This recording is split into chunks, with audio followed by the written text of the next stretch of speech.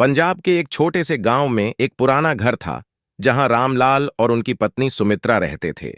उनकी दो बेटियां राधा और सीमा शादी के बाद अपने अपने ससुराल चली गई थीं। अब रामलाल और सुमित्रा अकेले ही अपने घर में रहते थे। हर सुबह रामलाल और सुमित्रा जल्दी उठते थे। रामलाल अपने छोटे से खेत में काम करने जाते थे जहां वे सब्जियां उगाते थे।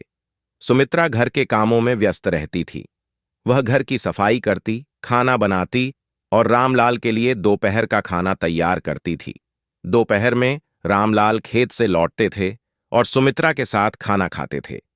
दोनों मिलकर अपने पुराने दिनों की बातें करते थे, जब उनकी बेटियां घर में थीं और हर कोना उनकी हंसी से गूंजता था। शाम को रामलाल और सुमित्रा अपने आंगन में बैठकर चाय पीते थे। वे गांव के लोगों से मिलते थे और उनके साथ बातें करते थे। कभी कभी वे अपनी बेटियों से फोन पर बात करते थे और उनकी खुशियों में शामिल होते थे। रात को सुमित्रा रामलाल के लिए खाना बनाती थी और दोनों मिलकर खाना खाते थे। खाने के बाद वे अपने पुराने दिनों की यादें ताजा करते थे और भगवान का धन्यवाद करते थे कि उन्होंने उन्हें एक दूसरे का साथ दिया। रामलाल और सुमित्रा का जीवन आसान नहीं था। उन्हें कई बार आर्थिक तंगी का सामना करना पड़ता था। रामलाल और सुमित्रा के बीच का प्यार और समझदारी ही उन्हें इस अकेलेपन में सहारा देती थी। वे एक दूसरे के बिना अपने जीवन की कल्पना भी नहीं कर सकते थे। रामलाल और सुमित्रा को कई समस्याओं का सामना करना पड़ता था। खेत से होने वाली आमदनी बहुत कम थी, जिससे उन्हें अपने दैनिक खर्चों को पूरा करने में कठिनाई होती थी। कभी कभी उन्हें उधार भी लेना पड़ता था। उम्र बढ़ने के साथ साथ दोनों को स्वास्थ्य संबंधी समस्याएं होने लगी थीं। रामलाल को पीठ दर्द और सुमित्रा को घुटनों में दर्द की शिकायत रहती थी। बेटियों के शादी के बाद घर में अकेलापन महसूस होता था।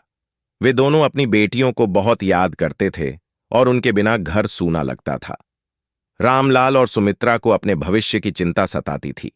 उन्हें डर था कि अगर उनकी तबीयत और बिगड़ गई तो उनका ख्याल कौन रखेगा। रामलाल और सुमित्रा का जीवन भले ही कठिनाइयों से भरा था, लेकिन उनके बीच का प्यार और समझदारी ही उन्हें हर मुश्किल से पार लगाती थी। वे दोनों एक दूसरे के साथ खुश थे और अपने जीवन को भगवान का आशीर्वाद मानते थे। इन सभी समस्याओं के बावजूद रामलाल और सुमित्रा ने एक दूसरे का साथ नहीं छोड़ा और हर मुश्किल का सामना मिलकर किया। उनका प्यार और समझदारी ही उन्हें इन कठिनाइयों से लड़ने की ताकत देती थी। वे त्योहारों और विशेष अवसरों पर अपनी बेटियों के पास जाते और कुछ दिन उनके साथ बिताते। जब वे अपनी बेटियों के ससुराल जाते तो वहां का माहौल बहुत ही खुशहाल होता। उनकी बेटियां और दामाद उनका बहुत आदर और सम्मान करते हुए अपने माता पिता के लिए विशेष पकवान बनाते और उनके साथ समय बिताते। इन मुलाकातों से रामलाल और सुमित्रा को बहुत खुशी मिलती और वे अपने अकेलेपन को भूल जाते। वे अपनी बेटियों के साथ बिताए गए समय को संजोते और उन यादों को अपने दिल में बसाकर वापस अपने घर लौटते। इस तरह रामलाल और सुमित्रा अपने अकेलेपन में भी खुश थे और अपने जीवन को पूरी तरह से जीते थे। उनके लिए सबसे महत्वपूर्ण था एक दूसरे का साथ और प्यार, जो उन्हें हर मुश्किल से लड़ने की ताकत देता।